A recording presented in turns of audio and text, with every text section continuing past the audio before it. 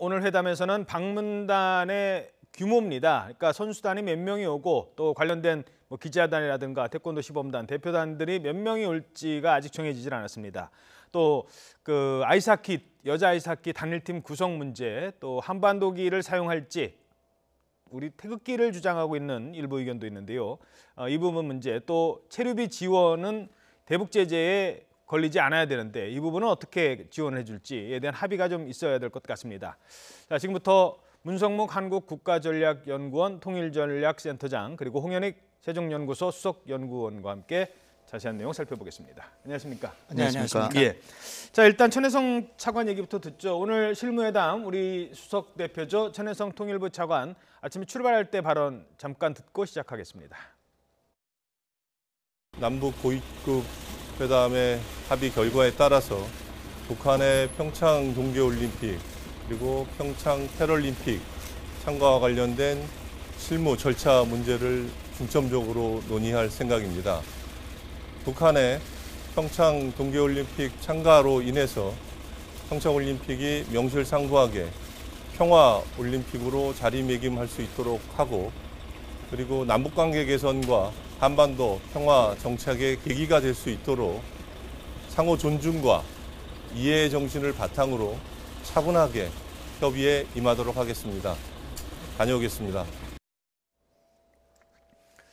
네, 앞서 관련된 내용을 정리를 쭉 해드렸으니까요. 바로 질문 드리도록 하죠. 오늘 낯선 인물이 한 사람 있습니다. 김강국, 보도와 관련된 내용을 정리를 하기 위해서 왔다고 했는데 어떻게 전망하십니까? 예, 보도와 통신 담당자다 이렇게 얘기를 했는데 지난번 북측 대표단 5명 중에 포함이 되지 않았기 때문에 이번에 새롭게 등장을 한 인물로서 우리가 이 사람에 대한 구체적인 자료라든지 또 북측은 우리에게 통보할 때 이 김강국의 정확한 소속과 명칭을 밝히지 않았다는 거예요. 그래서 이 인물이 과연 뭐냐? 과거에는 기자완장을 두르고 왔던 적도 있었다라고 하는 얘기인데 사실 저도 그동안 남북 회담을 많이 해봤지만 북측 대표들은 소속을 정확히 밝히질 않아요. 그렇군요. 그러니까 어디에 소속이 돼서 무슨 일을 하고 있는 사람인지 정확하게 알 수 없는 경우가 많고요. 예. 또 북한에 있지도 않는 조직을 이름을 붙여서 한다든지 그런 경우들이 많이 있고 심지어는 이름도 바꿔서 나오는 경우들도 있습니다. 그렇습니까? 예. 가명을 써요? 예, 가명을 쓰는 경우들도 있고 사실은 우리 측 대표단들은 보도라든지 인터넷 이런 걸 통해서 다 정보가 노출이 돼 있는데 북측은 우리가 제대로 알 수 없는 게 문제예요. 역시 이제 김강국이라고 하는 인물이 정확히 누군지는 알 수 없으나 과거에 이제 남북 회담에 참여했던 경험들이 있고요.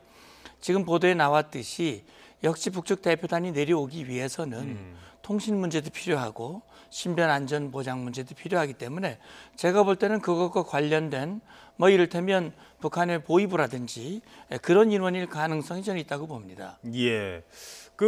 만약에 야구도 선발 투수가 누군지를 알고 이제 미리 대비를 하고 타자들이 들어가잖아요, 경기에. 그렇죠. 근데 상대 회담에 내가 같이 회담을 할 상대방을 모르고 들어가는 경우에는 상당히 회담 전략에도 좀 차질이 좀 있습니까? 예, 그럴 수는 있는데 어차피 회담이라고 하는 것이 이번 회담은 회담의 의제가 딱 정해져 있고요.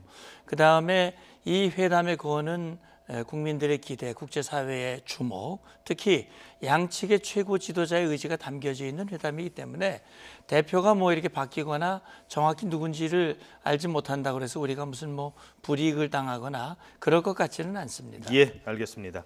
자, 실무회담 관련된 거는 잠시 뒤에 다시 짚어보도록 하고요. 그동안 논란이 됐던 거 하나 먼저 짚고 넘어가야 될 것 있습니다. 바로 이산가족 상봉 우리가 얘기하니까 그 전제 조건으로 북한이 탈북 여종업원 송환해라 이런 얘기를 들고 나왔다고 합니다. 그동안 여기에 대해서 우리 정부가 명확하게 입장을 밝히지 않았다가 이제 안 된다라고 얘기를 했거든요. 네. 일단 북한이 왜 꼭 그 문제를 이산가족 상봉이나 무슨 중요 고비 때마다 들고 나오는지 그리고 우리가 좀 늦게 반응한 건 아닌지 여기에 대한 논란에 대한 입장을 좀 말씀해 주십시오. 이게 사실 우리 보도도 좀 늦었지만 북한이 갑자기 들고 나온 게 아니고 이산가족 상봉을 하자고 제안할 때마다 얘기했던 겁니다. 재작년에 다 기억하시겠지만 우리 총선 때죠, 지방선거인가요? 그 선거 직전에 북한의 여종업원 12명이 탈북을 집단 탈북을 했는데 당시에 이제 북한의 주장은 탈북자 12명 중에 적어도 상당수는 왜 어디 가는지도 모르고 끌려갔다. 이런 주장을 하면서 계속해서 뭐 조사단을 파견하겠다. 뭐 그리고 저 잘못 간 사람들 돌려보내라 이런 주장을 해왔고 우리가 이산가족 상봉을 인도주의적 차원에서 제안할 때마다 저 탈북자들 집단 탈북한 12명을 마치 납치해 간 것이다 이렇게 주장을 해왔기 때문에 예. 그 문제가 해결되지 않는 이상 또 다른 인도주의적 문제인 이산가족 상봉에 응할 수 없다 이런 입장을 계속해서 한 2년 동안 계속 해온 거죠. 그다음에 이제 또 하나는 김연희 씨라고 그분은 이제 탈북을 했는데 북한 여성인데 탈북을 했다가 한국에 가면 돈을 벌 수 있다 그래서 한국에 왔다가 와 보니까 자기는 이제 돈을 벌어서 북한을 왔다 갔다 하면서 이렇게 하려고 했는데 이게 한 번 들어오면 나갈 수가 없다. 순진하신 이런 거를 알고 바로 다 돌아가겠다 그랬는데 죄송하지만 돌아갈 수가 없다. 이렇게 해가지고 본인의 그러니까 김연희 씨 본인에 의하면 자기는 여기에 억류돼 있다 뭐 이렇게 주장을 합니다. 그래서 그러다가 이제 우리가 계속 못 가게 하니까 자기가 이 북한의 그 탈북자 중에 정보를 얻어가지고 북한에 넘겨줬다. 그래서 자기가 간첩 행위를 했으니까 나를 처벌하고 그다음에 돌려보내달라. 이렇게까지 사건이 이제 비화가 됐죠. 그런데 이 사람도 돌려보내라. 과거에 우리가 기억하기로는 이제 93년에 김영삼 대통령이 취임하시고 나서 이인모 노인이라고 비전향 장기수가 있었어요. 그러니까 그렇죠. 6.25 때 포로가 됐는데 수십 년 동안 우리 남한에 귀화하지 않고 그냥 자기의 신념을 고수해서 북한이 좋다. 그래가지고 김영삼 대통령이 취임하자마자 불과 보름도 안 돼가지고 북한에 보낸 적이 있습니다. 예.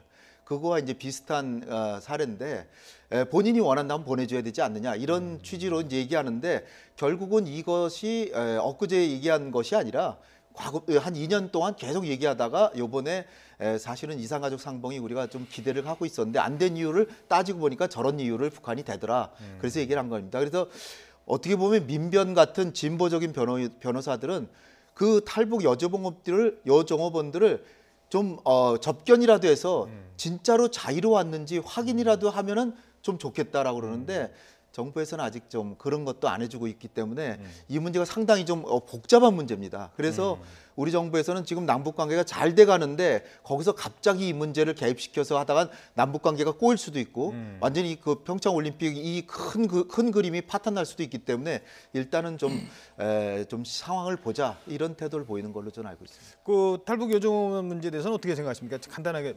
예, 그러니까 결국 북한이 왜 우리가 이산가족 상봉을 제기하는데 그 문제를 들고 나왔느냐. 남측도 인도주의적인 차원에서 이산가족 상봉을 요구를 한다면 자기들도 인도주의적 차원에서 강제 납치된 자유의사로 간 것이 아니고 강제 납치된 그 인원들을 돌려보내는 것이 인도주의적 차원에서 맞다라고 얘기하는데 제가 볼 땐 김정은 정권으로서는 결국 12명 그 종업원들은 사실 북한 내에 굉장히 그래도 엘리트층에 속하는 사람들의 자녀일 겁니다. 그 인원들이 자의로 탈북했다고 하는 것은 정권에 상당히 그 부정적인 영향이 있기 때문에 이것은 자의의 탈북이 아니고 강제 납치되는 것이다라고 만들어야 되는 그런 아마 입장이 있는 걸로 이해합니다. 그리고 같이 일했던 요종업원들이 있거든요. 탈북하지 않았던. 그 사람들은 탈북했다고 얘기를 해버리면 자기네들이 처벌을 받기 때문에 계속해서 주장을 합니다. 이거는 끌려간 거예요. 이렇게 주장을 하기 때문에. 우리가 지금 어려운 게 사실은 그 12명 중에 북한으로 돌아가고 싶은 사람이 설사 있더라 하더라도 자유민주 체제에 이렇게 그 자유의 품에 안겼는데 돌려보낸다고 하는 게 좀 껄끄러울 수가 있고 그렇다고 해서 자기가 스스로 탈북했다라고 하면 또 북한에 있는 가족에 대한 인도주의적 문제, 가족에 대해서 북한 정권이 탄압을 할 가능성이 있기 때문에 이래도 저래도 못하는 어려운 상황에 있는 겁니다. 예, 그렇게 해서 일단 이번 회담에서는 이 탈북 여성들에 대한 요종업원에 대한 문제는 이렇게 일단락이 될 것 같습니다. 또 북한이 들고 나오지 않는다면요. 자, 이번에 오늘 이제 대표단까지 선수단은 물론 응원단, 대표단도 이제 될 텐데 대표단의 그 최고 책임자가 누가 올 것이냐, 뭐 김여정이 오진 않을까 이런 얘기도 나오는데 어떻게 보십니까? 김여정이 올 수는 있겠지만 최고 책임자는 아닐 것이다 이렇게 보고요. 아니면 뭐 좀 이례적이지만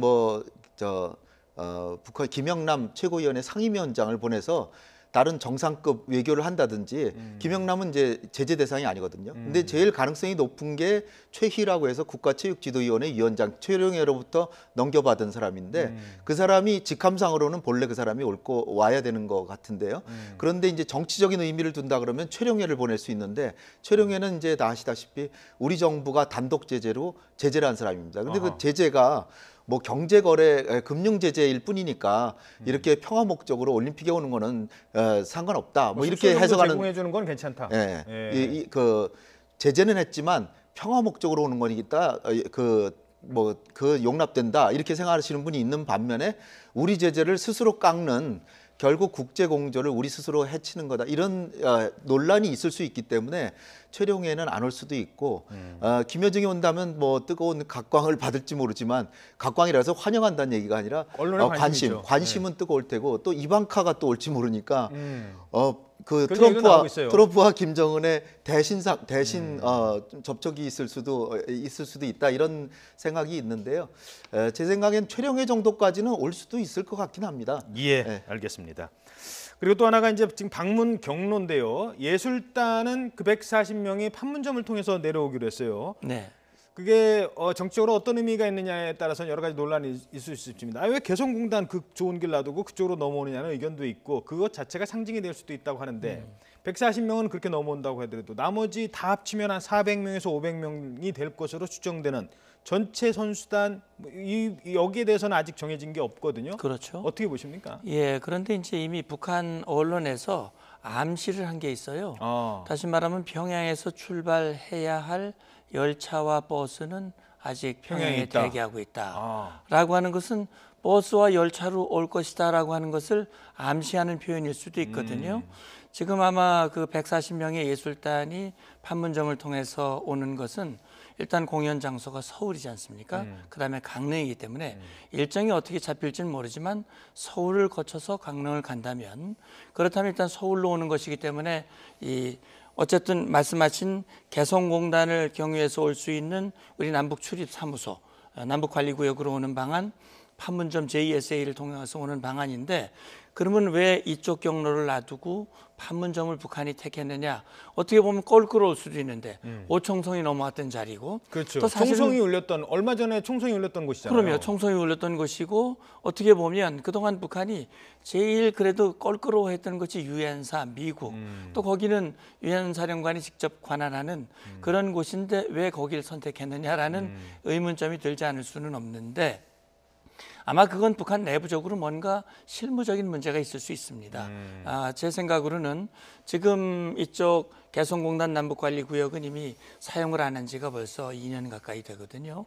그런데 이쪽 북한의 이 판문점 통로 같은 경우는 실제 계속 이동이 되고 있고 지금 관리가 되고 있는 것이기 때문에 자기들의 이동의 편의성을 고려해서 관리의 편의성을 고려해서 아마 그쪽을 선택했을 가능성은 좀 있다고 보고요. 그러면 나머지 인원은 어떻게 될 것이냐? 사실 나머지 인원은 서울을 거칠 필요가 없거든요. 바로 그냥 강릉으로 가도 평창 올림픽은 강원도, 네. 강릉 평창 지역에서 이루어지기 때문에 네. 사실은 그쪽 예를 들어서 동해선 철도를 이용할 수도 있습니다. 금강산까지 자기들 내부에서 경로를 이용해서 와가지고 금강산에서 과거에 제가 철도 시험 운행을 할 때 금강산에서 열차를 타고 제진역까지 온 기억이 있습니다. 예. 그때 열차를 타고 넘어왔거든요. 예. 그래서 김정은이 뭔가 이번 행사를 뭔가 더 부각을 시키고 좀 그렇게 하려면은 다양하게. 예, 그게 2007년에 한 번 딱 운행이 되고 지금 11년 동안 운행이 안 되고 있는 동해선 열차, 금강산 열차를 한번 가동하는 것도 북한으로서는 나쁘지 않을 것이다. 그것도 하나의 선택지가 될 수 있다. 이런 생각이 듭니다. 예, 혹시 조금 덧붙이실 말씀 있습니까? 그러니까 뭐 북한의 이런 모습은 일단은 국제적인 대북 제재에 순응하는 모습입니다.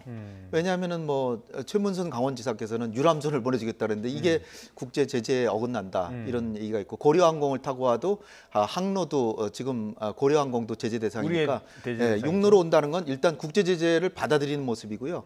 그다음에 이제 문 장군님 얘기하신 것처럼 이 판문점 통해서 이렇게 오면 이게 사실 총성이 울리던 곳인데 북한이라고 하는 국제사회의 이미지를 획기적으로 바꾸려는, 한반도에 우리가 핵을 개발하지만 그렇게 긴장이 고조돼 있지 않다. 우리는 평화를 사랑하는 체제다. 이걸 이제 오히려 과시해서 북한의 이미지를 확 바꿔서 미국의 대북 제재가 좀 민망하게 만들자, 이런 구도가 깔려 있다고 보고요. 이게 개성공단과 이 서울을 연결하는 이쪽 뭐 서해안 육로나 아니면은 그 뭐 원산에서부터 이 강릉까지 연결되는 동해선 육로로 이용된다면 오히려 우리로서도 한반도 긴장 완화에 도움이 된다, 이렇게 저는 생각을 합니다. 알겠습니다.